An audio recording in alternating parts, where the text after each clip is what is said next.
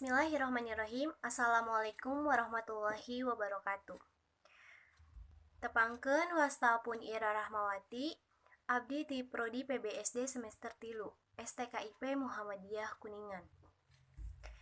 Di dieu abdi bade medarkeun definisi sareng fungsi fokus key. Definisi aplikasi fokus key mangrupakeun perangkat lunak presentasi anu tiasa dianggo secara gratis. Sanos aya di fitur nalika nganggo versi anu mayar. Salah sahiji hal anu kuring resep ngeunaan hasil presentasi nyaeta gerak atanapi gerakan tina hiji pandangan ke arah anu salajengna. Eta diatur sareng jalur anu urang pilih. Teras salajengna aya fungsi aplikasi fokus key. Fungsi aplikasi fokus key ieu ngayogikeun seueur template anu dianggo pikeun presentasi. Teu kedah repot-repot ngadamel ti mimiti.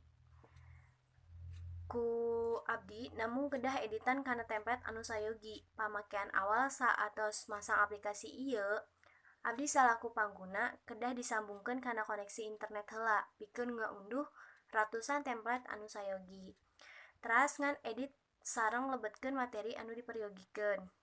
Anu kadua, fungsi aplikasi fokus key ieu perangkat lunak fokus ieu ngajentrekeun gampang pikeun nyiptakeun presentasi anu dipikarespeun tanpa kedah repot-repot mikirkeun penampilanna.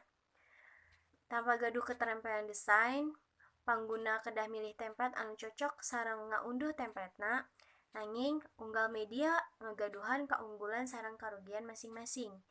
Fokus key ngalira tiasa dianggo ku versi anu mayar atanapi uji coba gratis, sareng aplikasi ieu tiasa nganggo sistem online atanapi offline.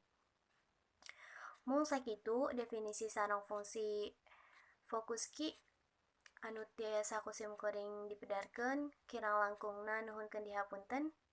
Billahi taufiq wal hidayah. Wassalamualaikum warahmatullahi wabarakatuh.